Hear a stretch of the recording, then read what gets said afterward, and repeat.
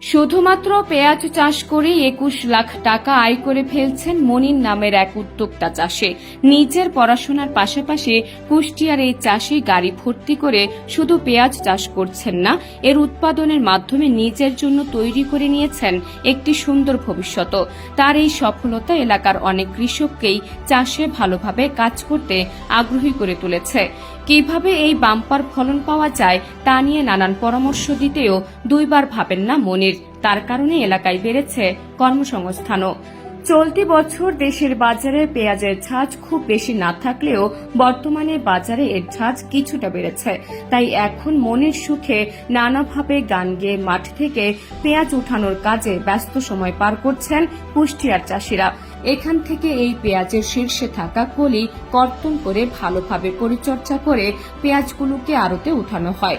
তারপর সেই পেঁয়াজ স্থানীয় চাহিদা মেটাতে চলে যায় দেশের বিভিন্ন এলাকাতে।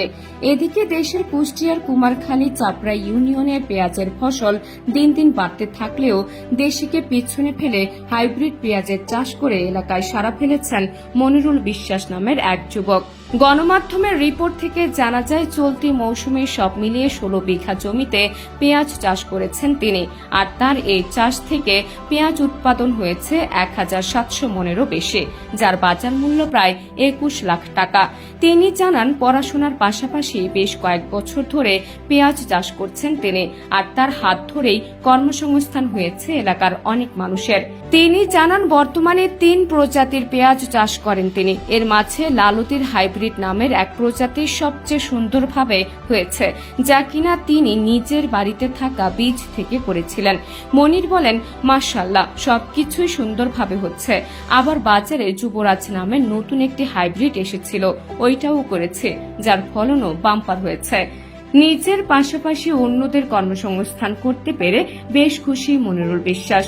তিনি বলেন, আমি মাঠে চাষ করি, আবার আমার জন্য আরো ৫-১০টা পরিবারের মানুষজন কাজ পাচ্ছে, তাদের কর্মসংস্থান হচ্ছে। তারা আমার বাড়িতেও কাজ করছে সব সময়। এখন আমার আন্ডারে ২০ থেকে ২৫ জন লোক কাজ করে, যা আমাকে কৃষিকাজে অনেক সাহায্য করছে। বেশ কয়েক বছর ধরেই মনিরুলের সাথে পেঁয়াজ পরিচর্যায় কাজ করছেন এই দিনমজুরের দল। তারা সাধারণ পেঁয়াজের বীজ থেকে শুরু করে পেঁয়াজ উত্তোলন পর্যন্ত কাজের সব ধাপেই নিজেদের নিয়োজিত রাখেন। পেঁয়াজ চাষে মনিরুলের সফলতা ছড়িয়ে পড়েছে আশেপাশের এলাকায়। তার দেখাদেখি এই চাষে আগ্রহ বাড়িয়েছেন অন্য চাষিরাও।